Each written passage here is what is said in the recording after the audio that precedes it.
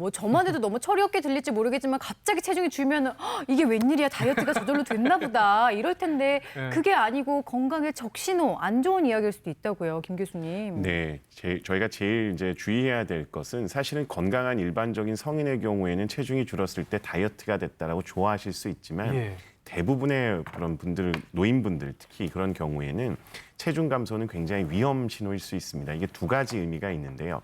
첫 번째는 내 몸에 이상이 생겼기 때문에 체중이 감소하는 거일 가능성이 높고, 특히나 소화 기능 혹은 암과 같은 아주 중한 질환, 그리고 저희가 흔히 이야기하는 우울증과 같은 것들로 인해서 체중이 감소할 수 있기 때문에 질환에 의한 체중 감소를 먼저 고려를 해야 되고, 두 번째는 체중이 감소함으로써 생길 수 있는 문제들이 있습니다.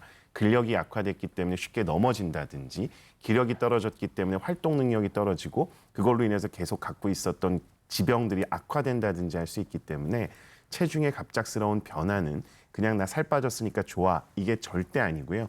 내 몸에 이상이 생겼는지 혹은 이걸로 인해서 나에게 무슨 문제가 생기는지에 대한 부분들을 꼭 유의해서 보셔야 됩니다. 그러니까 여러 질환의 증상인 동시에 사망률까지도 높아질 수 있으니까 마냥 살 빠진다고 좋아할 일은 아닌데요. 그러면 내가 의도해서 적게 먹거나 운동을 열심히 해서 빠진 게 아닌데도 살이 빠졌을 경우에는 어떤 질환을 의심해 볼 수 있는지 한번 보겠습니다. 먼저요, 식욕은 그대로인데 체중만 주는 경우가 있대요.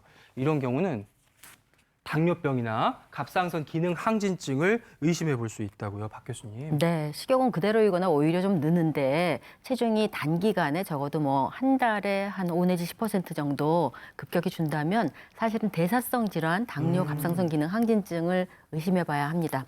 갑상선 기능 항진증의 초반기에는 약간 열감이 생겨요. 대사 속도가 빨라지고 심장이 빨리 뛰기 때문에 그다음에 이 장으로 흡수되는 거, 이 설사 같은 게 조금 생기면서 체중이 급격히 빠지는 경향들이 있거든요. 그래서 보통 저희 레지던트 선생님들이 살을 빼겠다고 먹는 걸 줄이고 움직임을 확 늘려버리면은 이상하게 체중이 좀 잘 빠지는데 하면서 나오는 게 바로 갑상선 기능 항진증일 때가 있어서, 그러니까 그런 것들을 하실 땐 조금 순차적으로 그래주얼하게 하시면 좀 좋겠고요. 그 이외에 당뇨병 같은 경우에는 당이 높아지면 이런 것들이 소변을 통해서 빠져나가게 되면서 물을 같이 끌어당기게 되기 때문에요. 그 체중이 굉장히 급격히 빠지는데 부종이 빠지면서 생기는 게 하나 있고요. 또 혈당을 잘 못 쓰는 게 당뇨거든요. 그러니까 우리가 에너지원으로 쓰는 거는 당하고 지방인데 당을 잘 못 쓰게끔 바뀌기 때문에 몸이 지방을 끌어내서 에너지원으로 쓰게 되기 때문에 그래서 살이 갑자기 빠지게 되는 그런 일이 생기는 거죠. 그래서 갑작스럽게 식욕은 오히려 늘거나 하는데 체중이 빠진다면 이런 대사 질환을 의심해 보셔야 합니다. 그러니까 똑같이 먹는데 이상하게 살이 빠져 이런다면 다음과 같은 질환을 의심해 볼 수가 있고요. 그 다음은요, 식욕도 줄고 체중도 같이 동시에 주는 경우에는 이런 질환을 의심해 볼 수가 있다고 합니다. 함께 줄어든다면 우울증일 수가 있다고요. 네, 많은 분들이 식욕이 줄어드는 거에 대해서 무시하고 넘어가는 경우가 많은데요. 여성분들, 특히 나이가 드신 분들의 경우에는 갑작스럽게 식욕이 줄어들면서 인생에 어떤 낙도 없고 기력도 없고 하다 보면 이게 신체적인 문제만 생각하실 게 아니라 반드시 심리적으로 우울증에 의해서 생기는 식욕 저하, 그걸로 인한 무기력, 그리고 식사량이 부족해지기 때문에 발생하는 체중 감소를 고려하셔야 됩니다.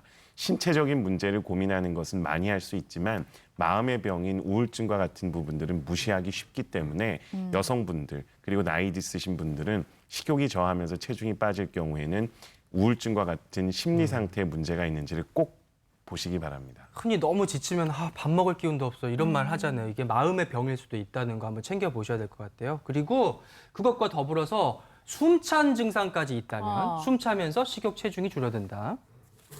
염증성 폐질환, 심부전을 의심해 봐야 된다고요. 네, 우리 몸에서 숨이 차다는 걸 느낄 수 있는 순간은 폐나 심장이 제대로 기능하지 못하는 순간이에요. 그래서 이제 원인이 꼭 심장과 폐질환이 아니라고 하더라도 숨이 차면 거기가 제대로 기능을 못하는 거인 게 맞는데, 일반적으로 저희가 체중 감량을 할 때도 6개월 정도에 한 5에서 10%를 줄이는데 그런 것들이 한 달 이내에 일어나고 짧은 간격에 일어난다면서 호흡곤란이 같이 있다면 우선 기본적으로는 만성 폐쇄성 폐질환, 질환, 담배 같은 거 오래 펴서 폐가 제대로 기능하지 못하는 상태 또는 결핵과 같은 그런 감염성 폐 질환을 생각을 해봐야 됩니다. 폐는 보통은 일상생활에 가만히 있을 때 저희 기초대사량이 한 2~3%밖에 소모하지 않는 장기예요. 우리가 숨쉬기 운동하는데 힘들다고 생각 안 하잖아요. 그렇죠. 숨을 쉬는데. 그런데 문제가 생기기 시작하면 10배에서 15배 정도 소모량이 증가합니다. 그래서 폐 질환이 있는 사람들은 분명히 나이가 들으면 살이 빠지게 돼 있어요. 그러기 시작하면 사망하실 시간이 다가온다고 생각을 하거든요. 그래서 폐는 그런 장기이고요. 심장 같은 경우에는 심부전이 오는 게 두 가지가 있습니다. 하나는 덜 먹고 마르신 분이 너무 움직이시는 분도 심장이 너무너무 빨리 뛰다가 그다음에 지쳐서 심부전이 제대로 잘 못 뛰는 상태, 주머니처럼 물주머니처럼 되는 상태가 올 수 있고요. 이때는 점점 더 못 먹으면서 체중이 감소합니다. 반면에 혈압이나 당뇨나 이런 게 있고 그런 사람들이 초반기에 심부전이 생길 때에는 부종이 늘면서 오히려 체중이 늘 수 있어요. 숨이 차면서 체중이 늘 수 있어요. 근데 이런 분들도 나중 되면 제대로 못 먹으면서 살이 빠지게 되겠죠. 그래서 이 두 가지 질환을 대표적으로 생각해 보실 수 있겠습니다. 이제까지 그냥 체중은 다이어트와만 연관지어서 이제 생각했던 제 자신을 좀 반성하게 됩니다. 네. 이거는 내 몸이 보내는 신호다, 좀 이렇게 받아들이시는 게 도움이 될 것 같고요. 그 다음은요, 체중이 줄면서 또 이런 증상도 같이 생기는 거예요. 몸무게가 급격히 줄면서 빈혈이 생긴다면요, 바로 자, 암을 의심해 볼 수가 있다고 무섭네. 합니다. 아니 사실 이 정도면 대수롭지 않게 여길 수도 있는데 암이라고요? 네, 제일 무서운 병입니다. 암이 생기면 기본적으로 피를 만들어내는 골수 기능이라는 게 떨어지게 되고 암세포들이 분비하는 여러 가지 안 좋은 물질들로 인해서 적혈구, 백혈구와 같은 우리 몸의 필수적인 성분들의 수명이 줄어들게 됩니다. 만들어지지 못하고 쉽게 파괴되니까 빈혈이 생기기 쉽고요.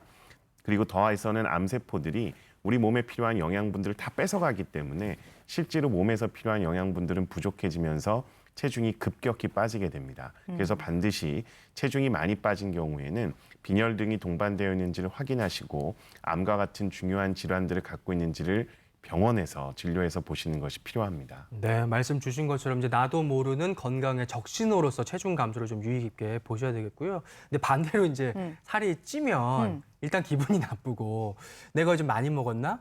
부었나? 이렇게 좀 반성을 하게 되잖아요. 근데 이것도 건강상의 적신호라고 봐야 될까요? 네, 그렇습니다. 그런 경우가 있습니다. 네. 네, 체중 증가와 함께 추위를 잘 탄다면 예. 갑상선 기능 저하증을 의심해 볼 수 있겠습니다. 그래요. 일반적으로 갑상선 기능은 몸의 대사 속도를 얘기를 하는 건데요. 저하증이니까 대사 속도가 느려지면서 혈액이 빠르게 돌지 못하게 되니까 추위를 좀 더 느끼게 되는 거고요.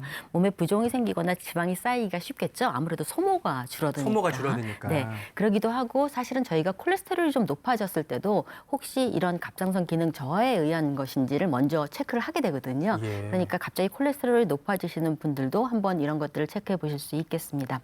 이제 반면에 갑자기 체중이 증가하는데 젊은 여성분들이다. 가임기 가임기 젊은 여성이라면? 여성분들이다. 이렇게 되면은 다낭성 난소 증후군이라고 해서요.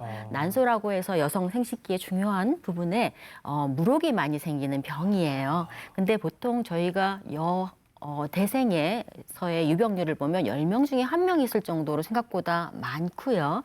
이 경우에 있어서는 남성 호르몬인 안드로겐을 많이 분비하게 되기 때문에 상대적으로 이런 배란이나 이런 게 일정하지 않고 그리고 인슐린 저항성이 생기면서 살이 찌거나 당뇨가 오거나 이런 것들이 생기기 때문에 그리고 또 이것들을 치료하는 과정에서도 체중 감량이 제대로 되지 않으면 재발하는 경우도 있어서 어쨌든 체중이 느는 젊은 여성분 특히 굉장히 체중이 많은 고도비만 같은 경우에는 이런 경우가 많습니다. 그래서 한번 산부인과적인 걸 한번 체크해 보실 필요가 있고요. 마지막으로는 흔하지 않은 일이지만 아무리 다이어트를 해도 효과가 없는 경우에 저희가 고민을 해볼 수 있는 게 쿠싱 증후군이라고 해서요. 이제 많이 들어보셨을 거예요. 어떤 거냐 하면은 관절이 나쁠 때 너무 아플 때 염증을 줄이면서 먹는 그런 약이 스테로이드 약이 스테로이드. 얘를 만들 수 있어서 보통 관절이 아프신 분들이 얼굴이 동그랗고 배만 동그랗고 팔다리 근육 없고 이런 분들이 있잖아요. 거기다가 멍도 잘 들고 그다음 피부에 이렇게 실핏줄이 많이 보이게 되는 이런 것들이 이런 몸에 당류코티코이드라고 해서 부신에서 분비하는 호르몬이 많이 나올 때 생기는 그런 비만 종류예요. 근데 이제 저희가 관절이 나쁠 때는 바깥에서 그 스테로이드를 넣어줬기 때문에 바깥에서 외인성으로 이게 높아져서 그러는 거고요. 어쨌든 이런 경우도 있어서 그런 증상이 보이시는 분들은 병원을 방문해서 부신의 문제인지 아니면 부신 호르몬을 분비하게 하는 뇌의 문제인지 뭐 이런 것들을 좀 진단해 보실 필요가 있겠습니다.